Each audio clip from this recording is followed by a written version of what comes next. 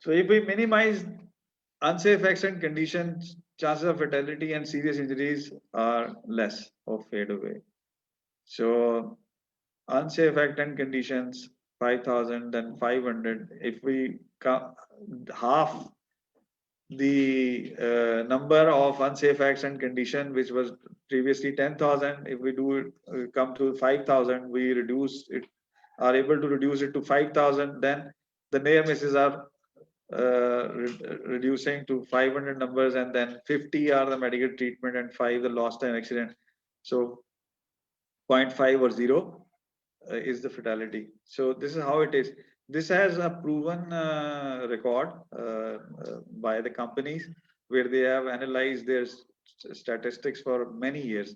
So this is actually driven from the DuPont study, and it actually they claim that it is a predictable model.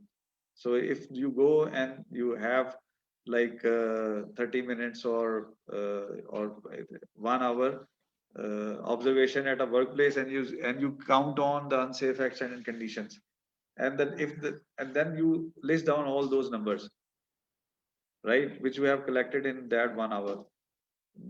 When you collect it and you sum it up, so that give you a number which is unsafe acts per hour, right?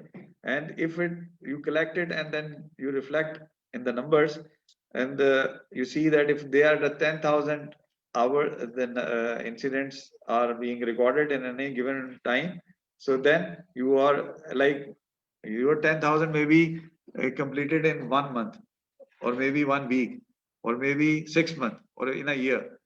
When those 10,000 numbers are there, then you are bound to have another injury. This is how the data actually reflects. So this is how they want to tell you that if you are at a workplace and you see that every now and then there is an unsafe act, there is an unsafe condition being observed. So you are going to end up with some injury, God forbid. So this is the model which actually we can use for our predictability, to get a predictable number at a workplace, where how uh, things are being done, and how the people are behaving at a workplace. So if we like keep on building on this, then we need to have an approach to resolve this thing, right? And now we have some predictability, and we have seen that that how much unsafe acts or unsafe conditions are there. So now what to do? We need to take an approach for that. So the approach is which is shown in this triangle. It's by managing injury risk in a way that people working for us return home without getting hurt. So this is the approach. This should be the approach, because people who are coming to the workplace is our responsibility. We are responsible for them. So we should at least send them back home as they were in the morning when they joined us. So this, at least this responsibility we should take. So if we see the underneath a picture which is shown safety management system, we need to have a safety management system. It may be like now ISO 14,000 45,000 or any other management system. There are other management safety management system, like I said, DuPont behavior safety. There's DNV behaviors, DNV safety program, and there are other programs also. But there should be a one safety management system in place, right? And then we need to have some controls in place. For example, the simplest control I can share with you that our electrical circuit has a circuit breaker uh, at in its circuit. So whenever there is something wrong happen, so the ELCB will be tripped off, and the people or the person who's working on it, he can be like safe. Or you can have a cover on the moving part. So this is a control. Or wearing a seat belt is a control, right?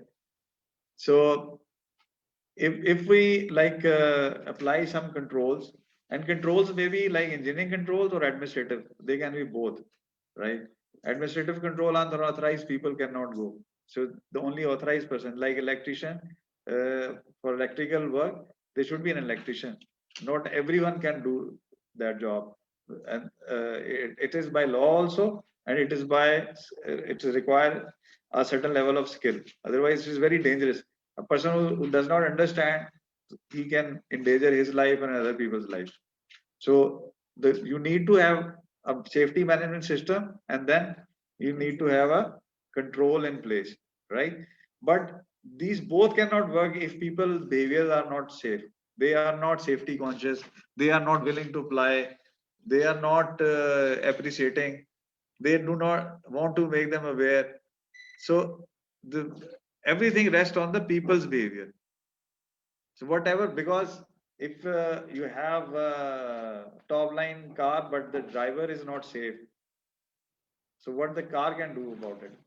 It cannot do anything about it. So it's actually the safe driver who can take you somewhere safely. It is not the gadgets. Gadgets do help in maintaining the safety, but ultimately the people who are using it, the culture in which they are being operated, if they are not fixed, it cannot be achieved. So simple सादी सी story है ये, ठीक है? तो जो approach है वो यही है उसकी कि आप इन तीनों चीजों को, ये सेफ्टी मैनेजमेंट सिस्टम, कंट्रोल और पीपल बिहेवियर को साथ लेके एड्रेस